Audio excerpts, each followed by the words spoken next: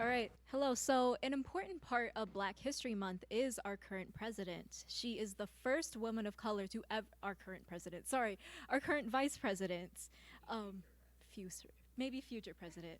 But our current vice president, she is currently the first vice president to be a woman of color. And she is the first Black and South Asian woman to even be in the Senate to begin with. And so this is just kind of a review of the story of her life and some of the things she's done. So yeah.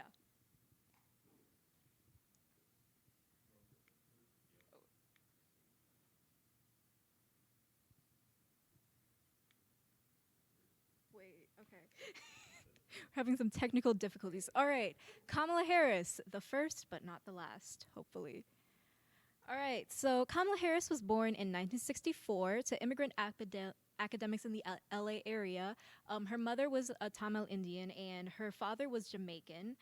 Her father was an economics professor and her mother was a cancer researcher. And they divorced when she was 7 years old, which is actually pretty uncommon for the 70s at that time. They pretty much only divorced because her father wanted to take this big business deal somewhere else, and she had an issue with that. Her parents used to take her to civil rights protests as a baby, and that was her earliest memories. Um, she stayed in, once her parents separated, she stayed in Berkeley with her mom and sister, which at the time was a predominantly black neighborhood. She spent elementary school being bused to a predominantly white school, as you may have heard in a Democratic debate a while ago when she was confronting Joe Biden. Um, to really honor both sides of her heritage, she attended both a Hindu temple and a black Protestant church. And this is kind of just a pattern of how she embraced her both sides of her heritage from a very young age. She used to visit both India and Jamaica as a kid, and her friends, which were mainly black at the time, did also embrace that Indian side of her as well. She was very inspired by her maternal grandparents. Her grandmother was a social worker who educated poor Indian women about birth control, and her grandfather fought for Indian independence. So activism was really kind of always embedded in her from a very young age.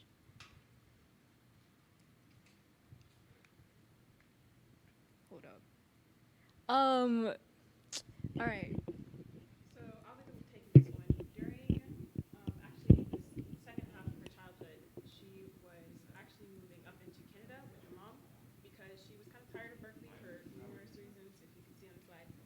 But she spent most of her middle and high school years in Canada. And while there isn't, Is the mic on? There we go. Now we're good. let's start over. Let's try again. Hi, I'm going to be the one taking this one. But for the second half of her childhood, basically, she spent a lot of her whole life in Canada from middle school until high school because her mom was tired of Berkeley for numerous reasons, as on the slide. If you can read, you can read.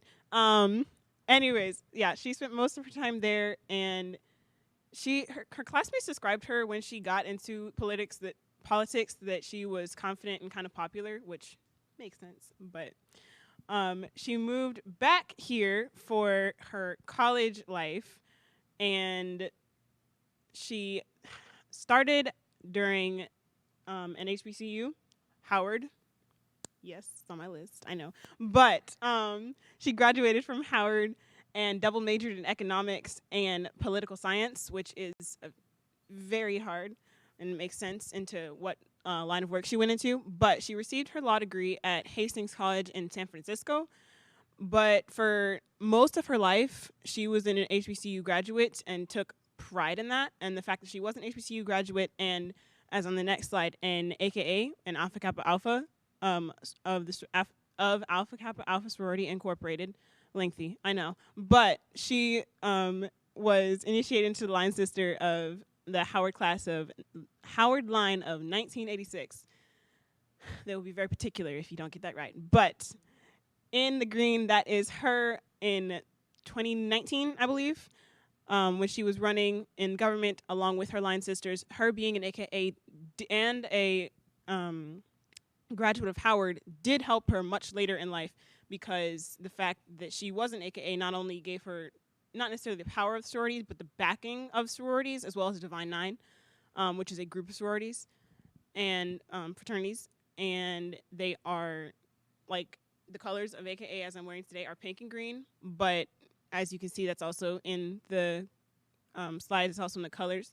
She, being a part of AKA, actually had some 300,000 members of women in just the AKA when she was running. So that gave her a lot of support. It gave her a lot of not necessarily confidence, but people backing her up because she was being that person to lead the way, and she was representative that many, hopefully, people will stand on her shoulders in the future, a part of the same groups.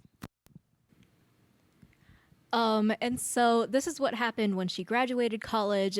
From this point on, the presentation will take more of just like a look at what she did politically. And this is just me telling you the facts. I'm not going to tell you how to feel about any of these. It's just a report. So when she graduated law school in 1989, she worked as a district attorney in Oakland. And then she became the actual like district attorney, like the head of it in 2004. Both of her parents, being very progressive, were really wary of her becoming a prosecutor, but she told them that her plan was really to change the system from within. And so during the 90s, she had a reputation for being really tough on crime, which was common at the time. She worked to prosecute perpetrators of physical and sexual violence. She reduced bail for charges on gun crimes, which was a loophole a lot of people would use if they were charged with gun crimes. She increased sentences for drug offenses. And she generally supported the death penalty, but would oppose it in certain cases. One time, a gang member shot a police officer, and he was suggested to get the death penalty, but she opposed that.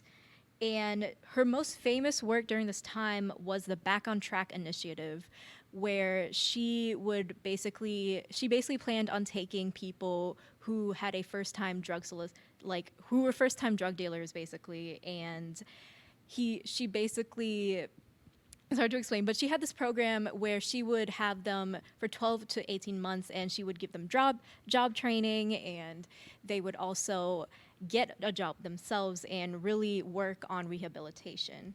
And that was very new for that specific time period.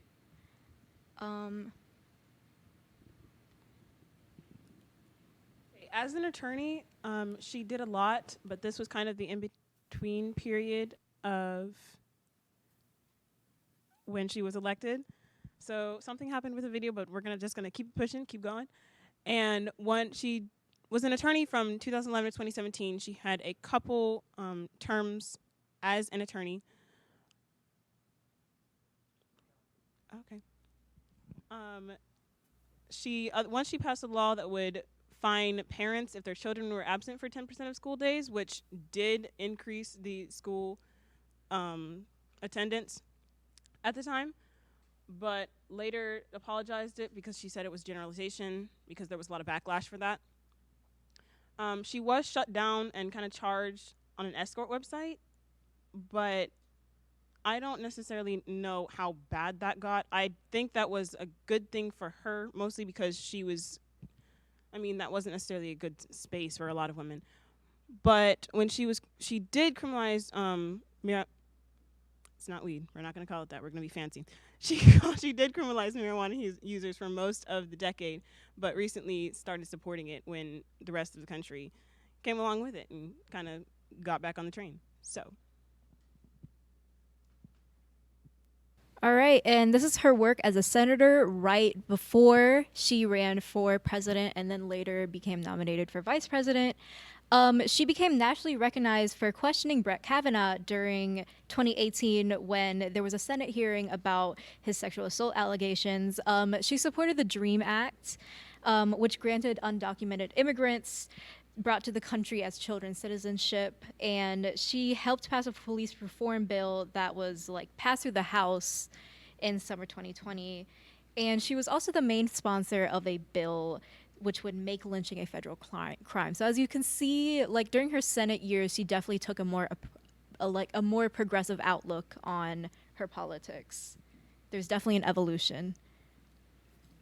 And that's pretty much all we have today because we aren't necessarily talking about her running for vice president with now President Biden and becoming vice president, because that's mostly what we think you would have seen on the news. Let's hope you would have seen. If you haven't, go educate yourself. You need it. But one of the quotes that we decided to put up here was we have to stop seeing issues in people through a plate glass window as if they were one-dimensional. Instead, we have to see that the most people exist through a prism, and they are a sum of many factors.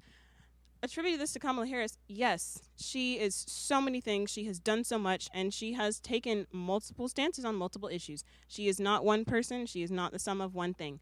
But she is now Madam Vice President Kamala Harris, and let's hope that she can do as much as possible in that space in the future.